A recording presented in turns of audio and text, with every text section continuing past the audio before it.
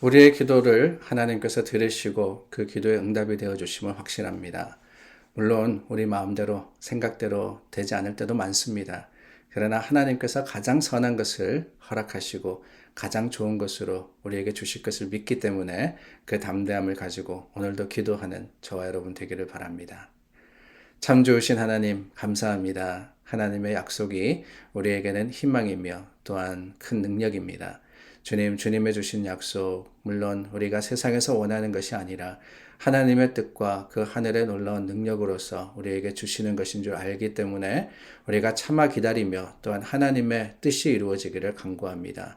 주님, 오늘도 우리 형제자매들 어디에서 어떤 모습으로 하루를 살아가든 하나님께서 지켜주시고 그들의 기도에 귀하게 응답하시며 하나님의 뜻을 이루시기를 원하오니 주님의 뜻이 믿음의 소망이 되고 또한 능력이 되게 하여 주시옵소서.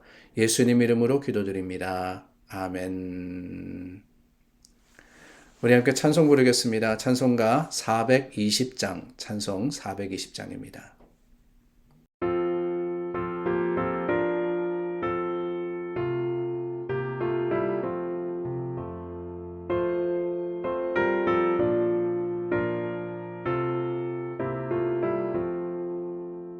너 성결케 위해 늘 기도하며 너 주 안에 있어 늘 성경 보고 온 형제들 함께 늘 사귀면서 일하기 전보다 너 기도하라.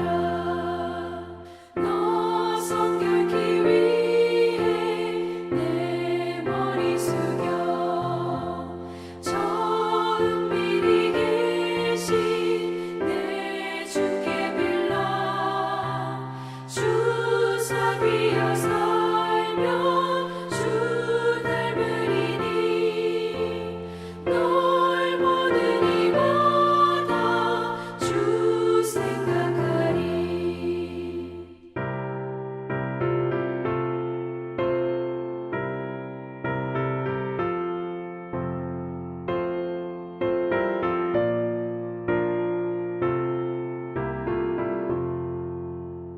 너 성결케 위해 주 따라가고 일 다급하여도 다 멈지 말고 참 즐거울 때나 또 슬플 때나 너 주님만 믿고 늘 따라가라. 너 성결케 위해 늘 기도하며 내 소원을 주께 다 맡기어라.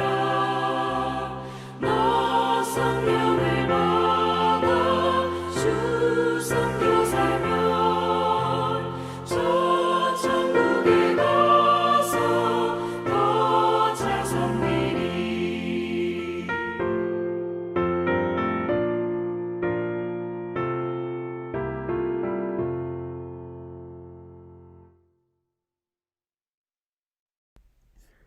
계속해서 12장 말씀 나눕니다. 35절서부터 48절입니다.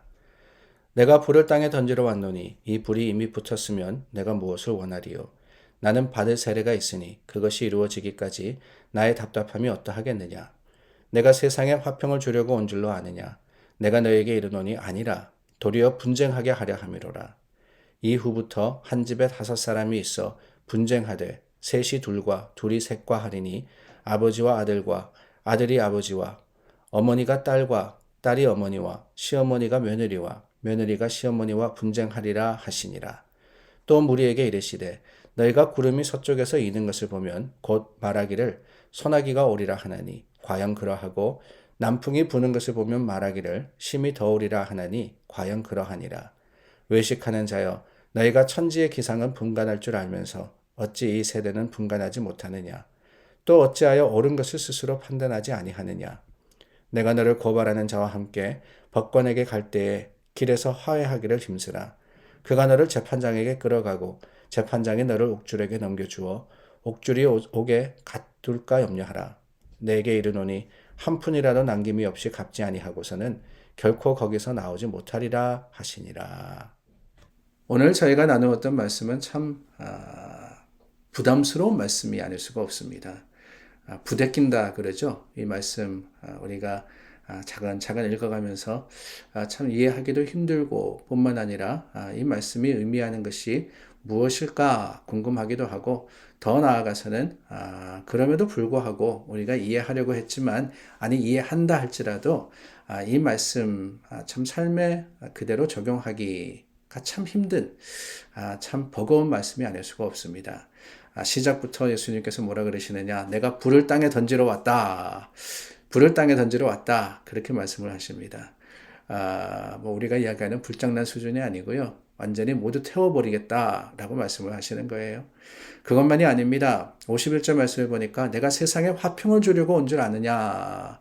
세상을 화목하게 하려고 온 줄 아느냐? 아니다. 라고 말씀을 하시죠. 그 뒤에 보니까 분쟁하게 하는데 셋과 둘이 셋과 나뉘어져서 합니다. 뿐만 아니라 아버지와 아들, 아들과 아버지, 어머니와 딸, 딸이 어머니, 시어머니, 며느리, 며느리, 시어머니. 아니 세상에 분쟁이 있어도 이런 분쟁이 있는 가정에 산다 그러면은 얼마나 힘들고 어렵겠어요. 그런데 예수님은 뭐라 그러시느냐? 그런 일을 하기 위해서 내가 왔노라 라고 말씀을 하시는 겁니다. 평화로다 하늘 위에서 내려오네. 우리 찬송에도 있지 않습니까? 우리는 평화하기 위해서 신앙생활 하는데 우리는 이 평강을 받아 누리기 위해서 교회 나오는데 이렇게 예수님께서 분쟁하러 왔다, 분쟁시키러 왔다라고 하시니까 부대끼기가 참 그지없는 말씀이 아닐 수가 없다는 거예요. 무슨 의미입니까? 예수님은 어떤 분이십니까? 이 말씀을 통해서 우리는 하나님의 어떤 모습을 볼 수 있습니까? 다른 게 아닙니다. 불을 던지러 왔다. 화평을 주러 온 것이 아니라 오히려 분쟁하게 하려 왔다.